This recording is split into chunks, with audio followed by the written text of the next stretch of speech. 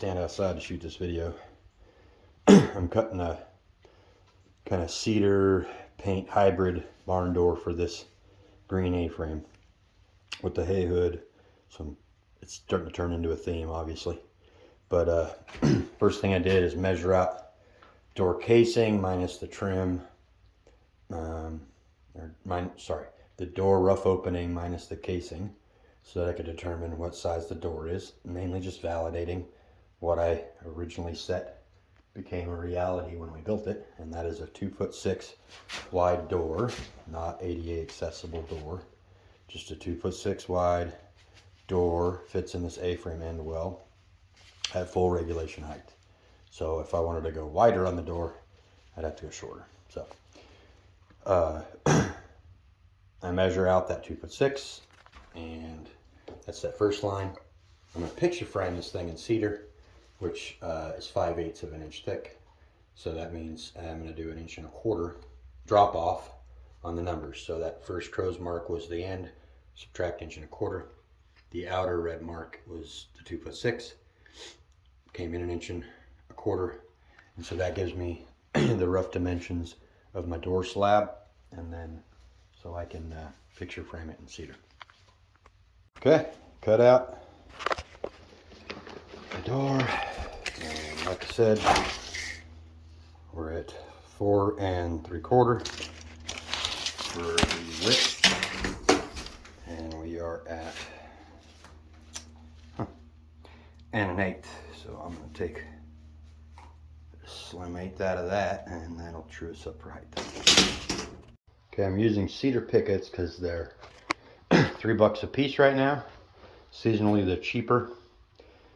Obviously, a cedar picket is not the length of the door, so we're going to change the standard edging. And if you would, you kind of visualize this like a cabinet door, really, right? It's going to be plywood in the center, and then it's going to get decoration on the edging. So I'm going to do the cedar pickets all the way out to the end here, infill in between those, and then do some type of decoration with the cedar. Whatever looks good will go in the middle, and then I will use the spar varnish to clear coat these pickets.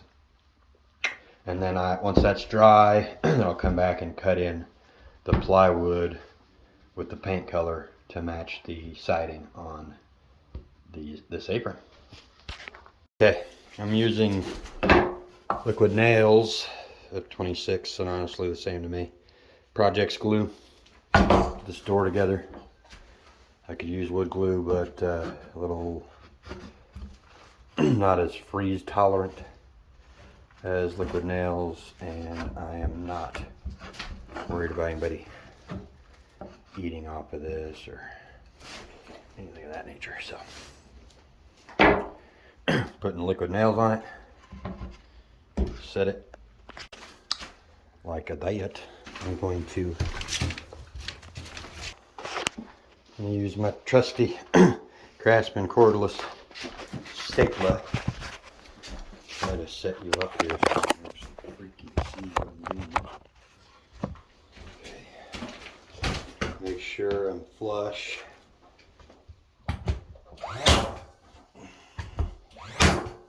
Okay, framed out. Got a blank canvas in the middle. Let's see what we can do with our last board.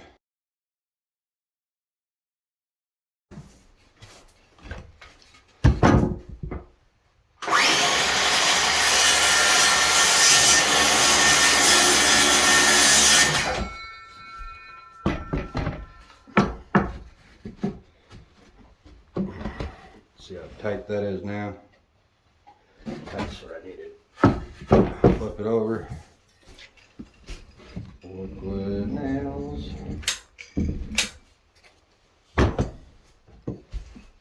Spreader stick.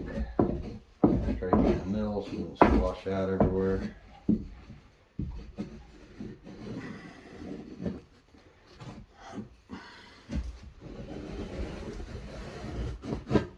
Keep all that batter on there for later. Now I'm going to use it on the other side. Keep it nice and tight.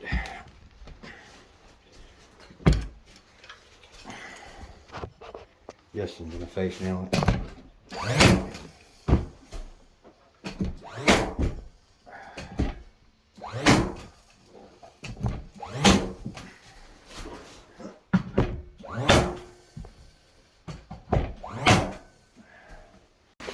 she blows.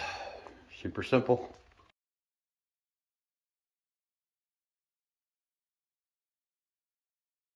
Okay, cedar door's done. Plywood, core, cedar trim out. The final cost on this one is one sheet plywood, which obviously I have scrap for, I'm going to use it for shutters likely. But one sheet of plywood was $23. 5 cedar pickets at $3 a piece for the outside design, came at 15 bucks.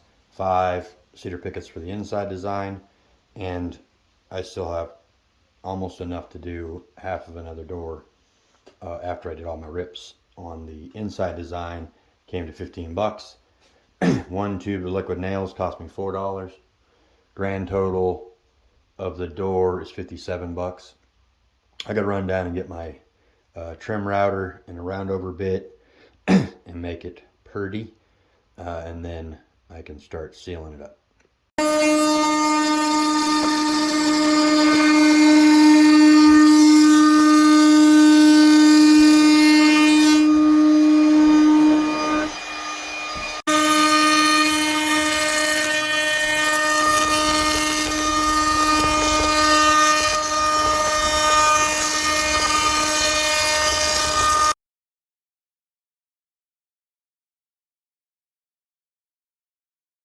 Spar varnish, that's an indoor outdoor clear coat use. I use this product especially on the exterior of my cedar projects. Quick little pro tip for those that may not know: when you got a double coat or coat both sides, right, then you got that plywood skin like that where the whole thing isn't going to get clear coated on the bottom. So I have that, gets painted later. Then I put it on little screw heads, set screws, so that I can coat the other side, and then it dries 100% on both sides. Then I switch that screw out to where the cedar will sit on it when I paint the inner cores with the paint.